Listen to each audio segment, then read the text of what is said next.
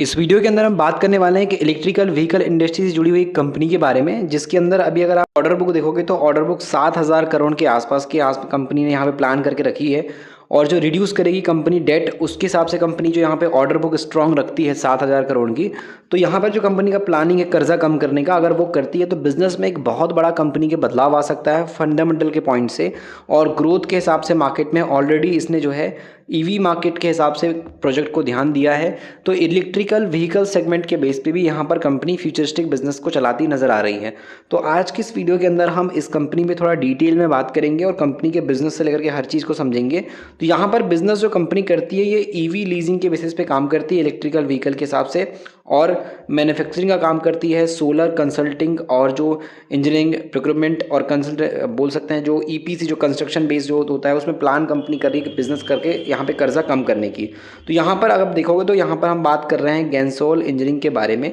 और ये कंपनी बहुत छोटी सी एक स्मॉल कैटेगरी की कंपनी है और इंडस्ट्री वाइज तो कंपनी सोलर और इलेक्ट्रिकल व्हीकल को टारगेट कर रही है। बट मार्केट वाइज अगर आप चीज़ों को समझोगे तो यहाँ पे समय के अकॉर्डिंग इसने पिछले कुछ टाइम में रिटर्न भी अच्छा दिया था, बट मार्केट दबाव में आने की वजह से इसमें भी हमको एक बड़ा प्रेशर नज़र आया है।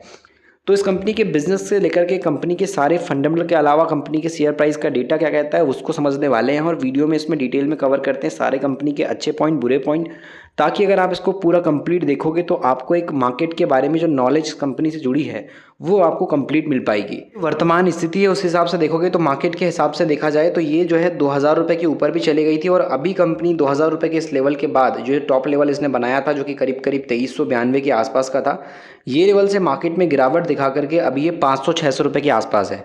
तो अगर आप देखो तो काफ़ी बड़ी गिरावट इसमें आई है, और लगभग मार्केट के हिसाब से देखा जाए तो यहाँ पर 60% तक ये जो कंपनी का शेयर है ख़त्म हो गया है। तो 60% तक ख़त्म होने के बाद क्या ये ईवी और सोलर पे काम करने वाली कंपनी फ्यूचर के बेसिस पे कुछ काम आ सकती है, क्या पे इस पे रिसर्च किया जाए तो कंपनी काम की रहेगी नहीं रहेगी, उसको हम समझने वाले हैं। और इस कंपनी की जो वैल्यू है मार्केट के बेस पे क्या हो सकती है, जब हम कंपनी के बिज़नेस को समझेंगे बारीकी के साथ में, तो एक माइंड में हमारे टाइम पे जो मार्केट के हिसाब से जो चीज़ें आनी चाहिए, या फिर हम जब गिरावट देखते हैं और कंपनीज देखते हैं कि ये बहुत ज़्यादा डाउन है तो ये भी इसमें 60% की गिरावट है, तो उस पॉइंट पे नेगेटिव और पॉजिटिव दोनों चीज़ों का अच्छे से हमारे दिमाग में क्लियर होना बहुत ज़रूरी है, जिससे कि एक कंपनी के बारे में आप परफेक्ट डिसीजन ले सकते हो, कब खरीदना है कब नहीं खरीदना, सही है गलत है, वो बारीकियां समझना बहुत ज़रूरी है। तो उस हिसाब से आज जो हम इसमें गिरावट देख रहे हैं, इतनी बड़ी गिरावट जो आई है 13 अक्टूबर 2023 के बाद से रिकवर नहीं हुआ है, तो क्या कंपनी ध्यान देने लायक है उस पॉइंट के हिसाब से अब जो फंडामेंटल है उसको समझ लेते हैं। क्योंकि ऑर्डर बुक तो हमने देखा कि ऑर्डर बुक कंपनी के पास कोई कमी नहीं है। ऑर्डर बुक की अगर हम बात करेंगे तो कंपनी के पास ऑर्डर बुक 7,000 करोड़ के आसपास है, जो कि काफ़ी बड़ा नंबर है।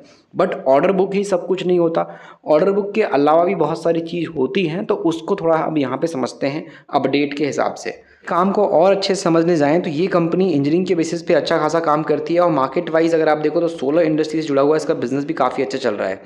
क्लीन एनर्जी सॉल्यूशन के बेस पे काम चलता है, साथ में जो रिन्यूएबल इंडस्ट्री है उसके हिसाब से देखा जाए तो यहाँ पे जो ईपीसी ट्रैकर टेक्नोलॉजी वगैरह हो गई, सोलर प्रोजेक्ट इंडिया के बेसिस पे जो है उसमें इनका काम चलता है।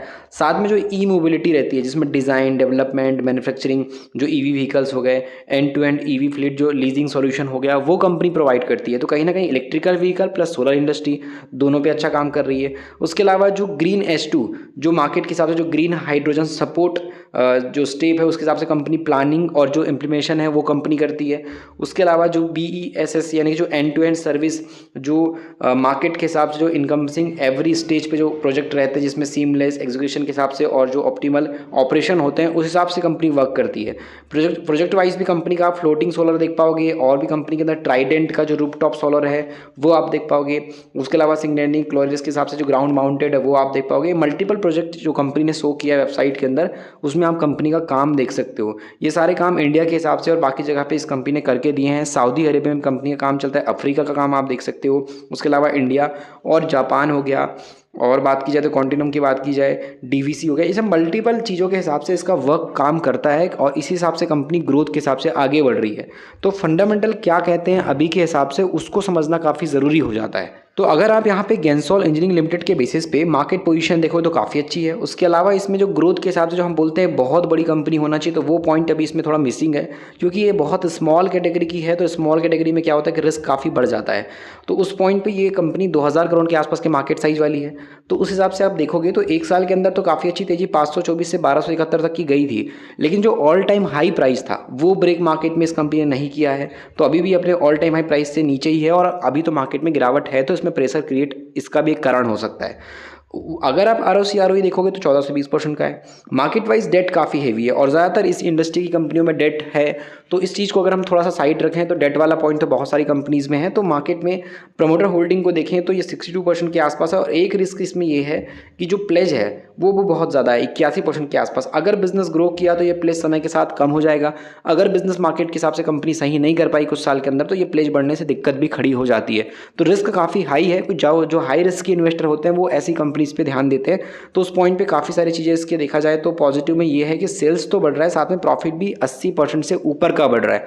तो ये चीज़ कई बार अट्रैक्टिव पॉइंट बन जाती है कि इन्वेस्टर के हिसाब से प्रॉफिट मायने रखता है और इस कंपनी का जो प्रॉफिट है वो आप देख पाओगे बढ़ रहा है। लेकिन 3 महीने के हिसाब से गिरावट है, 6 महीने के हिसाब से गिरावट है, तो कहीं ना कहीं दबाव आप देख पाओगे।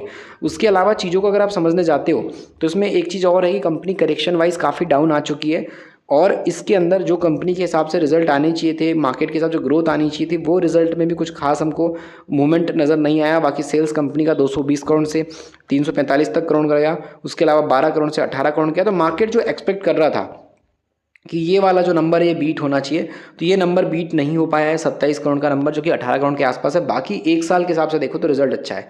12 करोड़ से प्रॉफिट ने सीधे कंपनी ने 12 करोड़ से अपने 27 से 18 करोड़ के आसपास लाया। 27 तो बीट नहीं कर पाई, लेकिन 18 करोड़ के आसपास तो उसमें जंप है 6 करोड़ का। लेकिन मार्केट चाह रहा था कि इसका जो ऑल टाइम हाई अभी 4 क्वार्टर के बेसिस में तो कंपनी का प्रॉफिट आया था वो बीट होना चाहिए, तो वो बीट नहीं हो पाया।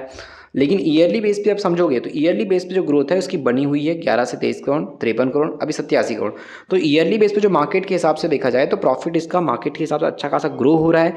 तो उस पॉइंट्स के हिसाब से देखा जाए तो कंपनी में सेल्स प्रॉफिट तो ठीक है, लेकिन मार्केट दबाव में है और कहीं ना कहीं डेट वगैरह भी है, तो थोड़ा रिस्क तो क्रिएट होता है ऐसी कंपनीज के अंदर। गिरावट बहुत ज़्यादा है, प्लस कंपनी के अंदर प्लेस भी काफ़ी ज़्यादा, शेयर गिरवी है प्रमोटर के। लेकिन सेल्स प्रॉफिट जो बढ़ रहा है, जिस तरीके की ग्रोथ आप मार्केट में देख पा रहे हो, उस हिसाब से अगर आप चीज़ों को समझोगे तो यहाँ पर आपको समझ में आएगा कि इसका जो कैश फ्लो है वो भी पॉजिटिव में है। तो कैश फ्लो के पॉइंट से देखो या फिर कंपनी के आरओसी वाले पॉइंट से देखो तो ठीक ठाक कंपनी नजर आएगी। और वहीं दिसंबर की होल्डिंग के अकॉर्डिंग बात की जाए तो प्रमोटर भी इसमें 62% के आसपास है, लेकिन जो एफआईएस है उसका इन्वेस्टमेंट कम हुआ है, डीआईएस 0 है। लेकिन गवर्नमेंट का जो स्टेक है उसमें 1.37% के आसपास है। अब गवर्नमेंट के स्टेक में कौन सी यहाँ पे नाम नजर आ रहा है, तो गवर्नमेंट के हिसाब से आप देखो तो यहाँ पे जो इन्फोर्समेंट डायरेक्टोरेट के हिसाब से जो रायपुर है उन्होंने इन्वेस्टमेंट की है, जिन्होंने मल्टीपल कंपनीज में अपना पैसा लगाया हुआ है, उन्हीं का यहाँ पे नाम नज़र आ रहा है। तो यहाँ पर आप देख पाओगे कि गवर्नमेंट का स्टेक भी कुछ 1.37% के आसपास का दिखाई दे रहा होगा। लेकिन ऐसा नहीं कि गवर्नमेंट ने पैसा लगाया तो आप भी लगा दो, उसको चीज़ों के हिसाब से समझना है कि कंपनी में रिस्क कितना हाई हो सकता है और कितनी रिस्की कंपनी हो सकती है। लेकिन जिस तरीके से ऑर्डर बुक कंपनी के पास है, प्लस कंपनी का जो फोकस ईवी पे है, सोलर इंडस्ट्री पे है, तो कहीं ना कहीं आने वाले 3 से 5 साल में इसकी बिजनेस में ग्रोथ आने के चांसेस तो है। बाकी देखते हैं कंपनी कितना ग्रो कर पाती है आज के जो 5 साल बाद है उस हिसाब से। बाकी चीज़ों को आप और अपने हिसाब से सर्च कर सकते हो। रिसर्च करने के बाद कंपनी पसंद है नहीं है वो आप अपने हिसाब से मन बना सकते हो। बाकी कोई एडवाइस नहीं कि इसको बाय करो, एक सिंपल सा एजुकेशन आपको इस कंपनी की बेसिस पे दिया गया था।